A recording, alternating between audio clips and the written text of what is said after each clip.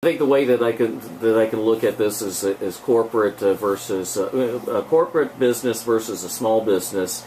The more regulation you have, the more it's going to favor a larger corporation because simply their size is what allows them to overcome the regulations. It's not as the regulations are not as burdensome on a larger business as it is on a smaller business. Absolutely, you're making a more nuanced point. That's very well said. You are absolutely correct. And when I speak in front of groups that are learned on the issue, I bring this up quite a bit. That if you can afford an army of lobbyists and lawyers, like the bigger banks can, some of the bigger financial institutions, the prop trading houses, then yeah, it's not a problem for you. Just think as a percentage of you, it's actually, when you think about it, it's almost a benefit for you, Keith. If you own, Keith's bank and it owns billions of dollars in assets, it keeps your smaller competitors from taking your business. Yes, it's a cost for you.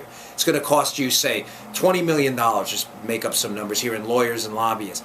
But that's $20 million. It's almost like advertising costs because the smaller banks, Dan's bank that's in Chestertown, can't afford that. So what do? They go out of business. You don't care. As a percentage of your costs, it's irrelevant. So yeah, it's a nuanced point you made, but you are spot on. It did not work. Again, it didn't help. If your goal was to prevent too big to fail and big corporations from taking over the financial system, you did the exact opposite. So at what point do we say, okay, regulation makes sense, but it needs to be fair and predictable. This didn't work. Let's take a common sense review and get rid of some of this debris and start over in a regulatory regime. But that's unfortunately not the road we're going down right now. Number 4 on your economic development plank. Balanced budget amendment. We need it. We need it. I've gotten some calls on this where people say, well, the tools are already there to balance the budget. Okay, even worse, because we haven't done it, I think since the 50s was the last time we had a balanced budget. It's absurd. We need a balanced budget amendment. There needs to be some built-in now constitutional limit on how much money we can spend. We just cannot control ourselves. When I say we, I'm talking about the bureaucrats we have elected now. Thank God I've never been a politician. Being a Secret Service agent, I can claim the outsider mantle and mean it. But we need a balanced budget amendment. We have to control our spending. It's as simple as that. I'd love to say it more eloquently, but they just cannot control themselves no matter what. And that's not just, I'm not trying to pigeonhole Democrats either. That's been both parties. And it pains me to say that. I'm a Republican. I'm a conservative thinker, but it's been both parties. And we have to step up and say, taxing isn't the problem, it's spending. So a balanced budget amendment will put some controls on that. I've always one of the things that's kind of bothered me about at least some of the Republican philosophy on tax cuts is the idea of using tax cuts to raise revenue or to stimulate the economy. And to me, I've always thought the idea of tax cuts is to reduce the size of government. Yeah, and we don't do that. There's some great research out there by a researcher named Vedder. I think it's Vedder, and he did an exhaustive review of implementations of tax increases that were alleged to pay down deficits, that were sold as paying down deficits, like we're doing now. Like if the rich just paid more, we can pay the deficit down. And what he found out was these are just the facts. I'm not giving you partisan facts. These are just numbers.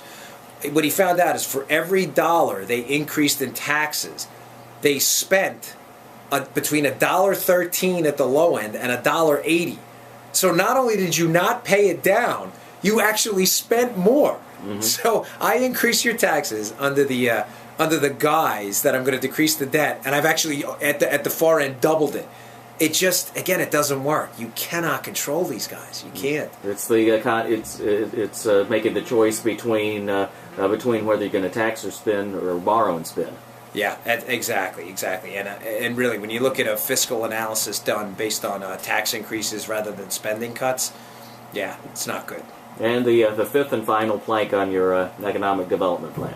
Static scoring versus dynamic scoring of the budget. This is a little bit more of a nuanced argument for those economists out there. I've never even heard the term, so yeah. You're going to educate me on this one. It's pretty simple. The problem we have now with the CBO and a lot of these outlets, nonpartisan outlets and outside of government outlets, is when they look at the implications of a tax raise or a tax cut, they do it statically, meaning if I'm going to say raise the millionaire tax like we did in Maryland, they did a static analysis since I think they said we can raise $200 million, I think 237 was the actual number.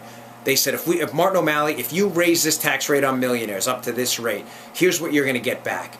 Well, where did they err? Because if you read the Baltimore Sun, you'll see not only did they not raise $200 million, they lost $100 million. Well, how did that happen? They didn't take into account the fact dynamically that when you raise someone's taxes, what do you also do? You affect their behavior.